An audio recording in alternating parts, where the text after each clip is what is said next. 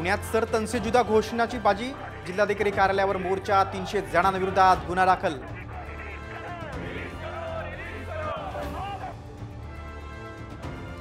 पुण्यात पोलीस अधिकाऱ्यावर कोयत्याने हल्ल्यामध्ये पोलीस अधिकारी जखमी।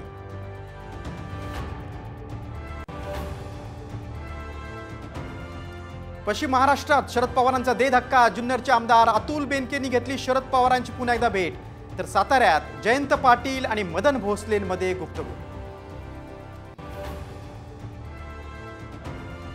बुलढाण्यात राज ठाकरेंच्या भाषणादरम्यान गोंधळ, कार्यकर्ते आणि सुरक्षा रक्षकांमध्ये जुंपली, गोंधळ करणारे कार्यकर्ते पोलिसांच्या ताब्यात।